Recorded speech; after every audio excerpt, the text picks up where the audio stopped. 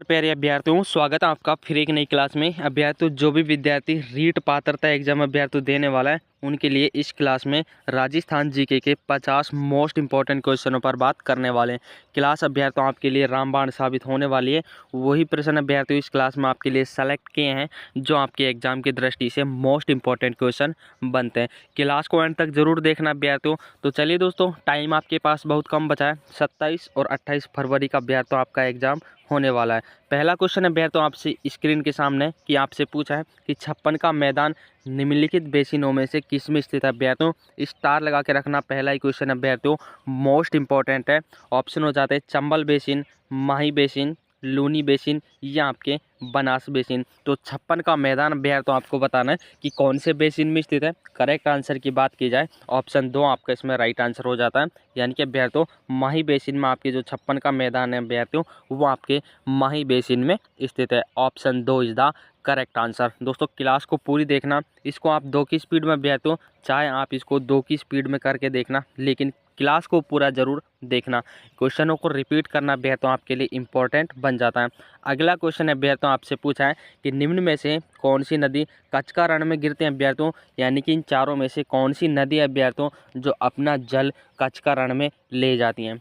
Option हो जाते हैं पश्चिम बनास और लूनी नदी, माही और चंबल बनास, साबरमती और लूनी नदी, ये आपके हो जाता माही और लूनी। तो कच्छ का रण में अपना जल कौन सी नदी गिराती है अभ्यर्थियों ये आपको बताना है। ऑप्शन 1 आपका इसमें बिल्कुल करेक्ट आंसर हो जाता है, यानी कि पश्चिमी बनास और लूनी नदी ये दोनों नदियां ऐसी अभ्यर्थियों जो अपना जल अभ्यर्थियों कच्छ का रण में गिराती हैं। ऑप्शन 1 आपका इसमें बिल्कुल करेक्ट आंसर हो जाता है। बात करते हैं अभ्यर्थियों अगले क्वेश्चन की।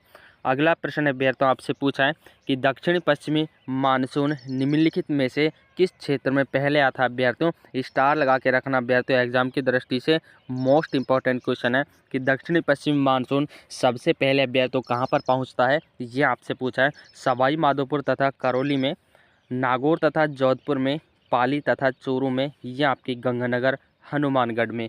करेक्ट आंसर की बात की जाए अभ्यर्थियों ऑप्शन 1 आपका इसमें राइट आंसर हो जाता है, यानी कि सवाई माधोपुर और करौली में।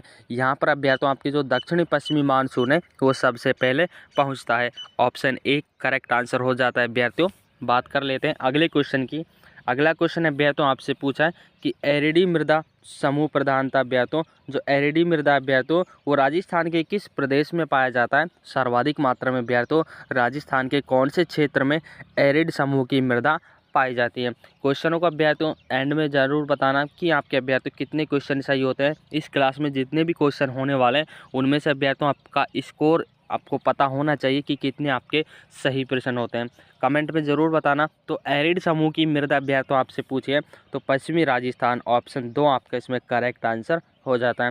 जो पश्चिमी राजस्थान है अभ्यर्थियों उसमें आपके जो एरिड समूह की मृदा है उसकी प्रधानता आपके पश्चिमी राजस्थान में सर्वाधिक मात्रा में पाई जाती है। Option 2 is the correct answer. बात करते हैं अभ्यर्थियों अगले क्वेश्चन की। अगला क्वेश्चन अभ्यर्थियों स्टार लगा के रखना, मोस्ट इंपॉर्टेंट क्वेश्चन है कि राजस्थान की निम्नलिखित पर्वत चोटियों को ऊंचाई के अनुसार घटते क्रम में व्यवस्थित कीजिए। आपको ये चोटियाँ दी हुई हैं, घटते क्रम में अभ्यर्थियों आपको व्यवस्थित करनी है, यानी कि सबसे पहले आपको ऊंची चोटी बतानी है, फिर अभ्यर्थियों आपको जो घटती चोटी है वो बतानी है। घटते क्रम में आपको ये व्यवस्थित करनी है।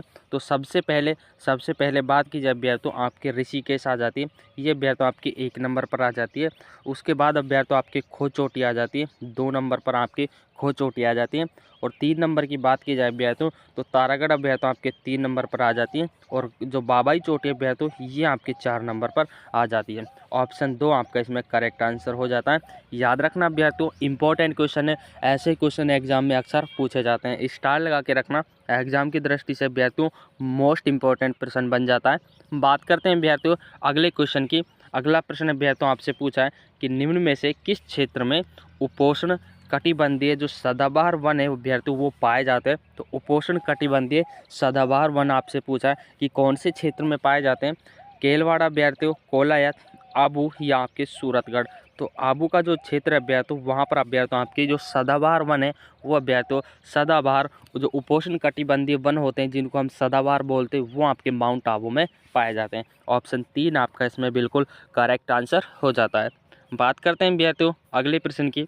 अगला प्रश्न अभ्यर्थियों आपसे पूछा है कि मुख्यतः अभ्यर्थियों मक्का मुख्यतः उत्पादित किया जाता है, तो कौन से क्षेत्र में अभ्यर्थियों मक्का सर्वाधिक उत्पादन किया जाता है? उत्तरी पश्चिमी राजस्थान में, उत्तरी पूर्वी राजस्थान में, मध्य पूर्वी राजस्थान में या आपके दक्षिणी राजस्थान में? करेक्ट आंसर की बात की जाए अभ्यर्थियों, ऑप्शन 4 आपका इसमें राइट आंसर हो जाता है, यानी कि दक्षिणी राजस्थान में जो मक्का है उसका उत्पादन अभ्यर्थियों सर्वाधिक मात्रा में किया जाता है। ऑप्शन 4 आपका इसमें बिल्कुल करेक्ट आंसर हो जाता है अभ्यर्थियों, याद रखना। बात कर लेते हैं अगले क्वेश्चन की। अगला प्रश्न अभ्यर्थियों आपसे पूछा है कि सावन भादो सिंचाई परियोजना किससे संबंधित अभ्यर्थियों? जो सावन भादो सिंचाई परियोजना है ये आपसे पूछिए कि कौन से जिले से इसका संबंध माना गया है? 12 जिले से, उदयपुर ज़िले से या आपके अजमेर ज़िले से, और चौथा हो जाता है अभ्यर्थियों आपके कोटा ज़िले से। तो सावन भादो परियोजना अभ्यर्थियों इसका संबंध आपसे पूछा है, ऑप्शन 4 आपका इसमें करेक्ट आंसर हो जाता है। बात कर लेते हैं अभ्यर्थियों अगले क्वेश्चन की। अगला क्वेश्चन अभ्यर्थियों आपसे पूछा है कि राजस्थान में निम्नलिखित में से कौन सा प्राकृतिक गैस आधारित विद्युत गृह अभ्यर्थियों? तो प्राकृतिक गैस पर आधारित जो विद्युत गृह है वो अभ्यर्थियों आपको बताना है। तो बरसिंहसर अभ्यर्थियों, छबड़ा जो 12 में स्थित है, चित्तौड़गढ़ या आपके अंता भी अभ्यर्थियों 12 में स्थित है, याद रखना अंता ही अभ्यर्थियों। ऑप्शन 4 आपका इसमें करेक्ट आंसर हो जाता है। अंता अभ्यर्थियों जो प्राकृतिक गैस पर आधारित एक विद्युत गृह माना गया है अंता, ऑप्शन 4 आपका इसमें बिल्कुल करेक्ट आंसर हो जाता है। बात कर लेते हैं अभ्यर्थियों अगले क्वेश्चन की। अगला क्वेश्चन अभ्यर्थियों आपसे पूछा है कि निम्नलिखित में से कौन सी योजना अभ्यर्थियों जो परियोजना है वो राजस्थान की अभ्यर्थियों प्रथम पवन ऊर्जा परियोजना थी? अभ्यर्थियों स्टार लगा के रखना। प्रथम पवन ऊर्जा परियोजना आपसे पूछिए देवगढ़ परियोजना, अमर सागर परियोजना जो जैसलमेर में स्थित है, और थिबड़ी परियोजना या दुनिया परियोजना? करेक्ट आंसर की बात की जाए अभ्यर्थियों तो प्रथम जो पवन ऊर्जा अभ्यर्थियों वो आपके अभ्यर्थियों ऑप्शन 2 आपका इसमें करेक्ट आंसर हो जाता है, यानी कि अमर सागर परियोजना जो अभ्यर्थियों जैसलमेर में स्थित है वो राजस्थान की प्रथम पवन परियोजना मानी गई है। ऑप्शन 2 आपका इसमें बिल्कुल करेक्ट आंसर हो जाता है। बात करते हैं अभ्यर्थियों अगले क्वेश्चन की। अगला क्वेश्चन आपसे पूछा है कि निम्नलिखित में से कौन सी बकरी की नस्ल है? इन चारों में से अभ्यर्थियों आपको बताना है कि बकरी की नस्ल कौन सी है। इनसे भी अभ्यर्थियों यहाँ से आपके एक क्वेश्चन 100% आने वाला है, इंपॉर्टेंट क्वेश्चन है एग्जाम की दृष्टि से। तो कांग्रेज अभ्यर्थियों, सिरोही, मालवी या सांचौर अभ्यर्थियों? तो ऑप्शन 2 आपका इसमें करेक्ट आंसर हो जाता है, यानी कि सिरोही जो एक इन चारों में से एक बकरी की नस्ल होती है अभ्यर्थियों। ऑप्शन 2 आपका इसमें राइट आंसर हो जाता है। बात करते हैं अभ्यर्थियों अगले क्वेश्चन की। मिशन निर्यातक बनो अभ्यर्थियों इंपॉर्टेंट है, स्टार लगा के रखना कि मिशन निर्यातक बनो राजस्थान में किस वर्ष प्रारंभ की गई थी अभ्यर्थियों? स्टार लगा के रखना मिशन निर्यातक बनो। ऑप्शन हो जाते हैं 2020 में, 2021 में अभ्यर्थियों, 22 में या अभ्यर्थियों 2023 में। तो मिशन निर्यातक बनो ये अभ्यर्थियों कब स्टार्ट हुआ था, कब इसका शुरुआत हुई थी? ऑप्शन 2 आपका इसमें राइट आंसर हो जाता है। सन याद रखना अभ्यर्थियों 2021 में इसकी शुरुआत हुई थी। Option 2 is the correct answer. बात करते हैं अभ्यर्थियों अगले क्वेश्चन की। अगला क्वेश्चन अभ्यर्थियों आपसे पूछा, स्टार लगा के रखना, एग्जाम की दृष्टि से मोस्ट इंपॉर्टेंट क्वेश्चन है कि निम्नलिखित में से कौन सा सही सुमेलित नहीं है? गलत ऑप्शन आपको छांटना है। एक तरफ आपके खनिज दिए हुए हैं और दूसरी तरफ आपके खनन क्षेत्र दिए हुए हैं अभ्यर्थियों। यूरेनियम अभ्यर्थियों जो रोहिली खान से निकाले जाते हैं अभ्यर्थियों, करेक्ट ऑप्शन हो जाता है अभ्यर्थियों। फेल्सफार मकरेड़ा से निकाला जाता है, ये भी इसमें करेक्ट ऑप्शन हो जाता है। टंगस्टन अभ्यर्थियों, जामसर अभ्यर्थियों, ये इस ऑप्शन आपके इसमें गलत ऑप्शन हो जाता है। और बेरिलियम ये चंपागुड़ा से निकाला जाता है अभ्यर्थियों।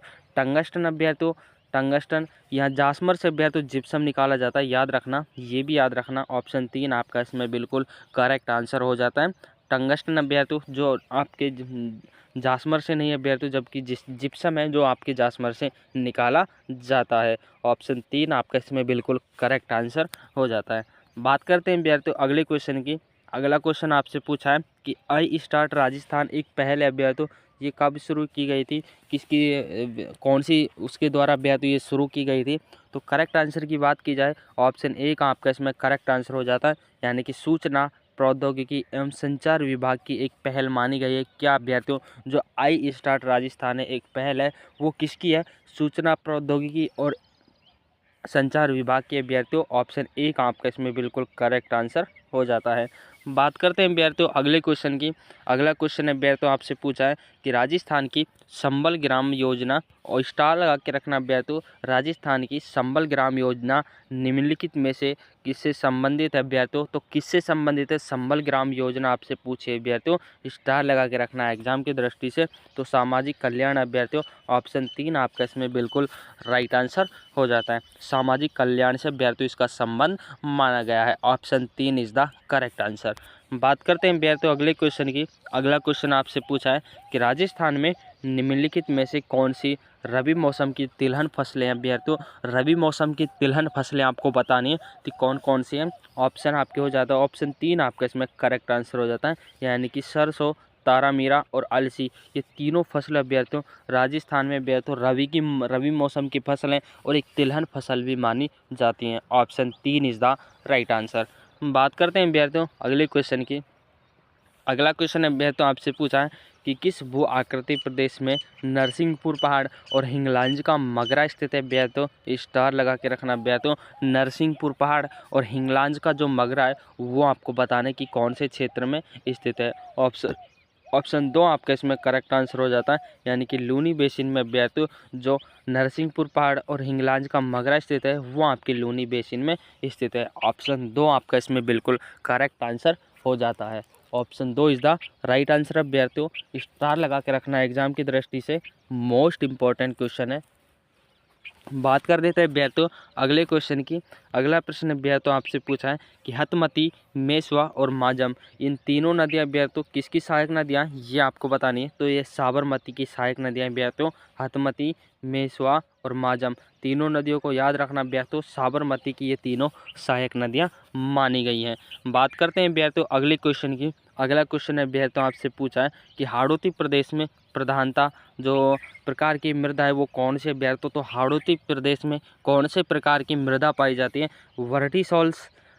ऑप्शन 1 आपका इसमें बिल्कुल करेक्ट आंसर हो जाता है, यानी कि जो हाड़ौती प्रदेश है विद्यार्थियों उसमें वर्टिसॉल्स के प्रकार की जो मृदा है वो सर्वाधिक मात्रा में पाई गई है। दोस्तों क्लास को यहीं पर स्टॉप करते हैं। मैंने बीच में आपसे कुछ नहीं मांगा, बस एंड में आप एक लाइक वीडियो को ज़रूर करके जाना, शेयर करो आपकी मर्ज़ी, चैनल को सब्सक्राइब करो आपकी मर्ज़ी, लेकिन वीडियो को एक लाइक ज़रूर करके जाना।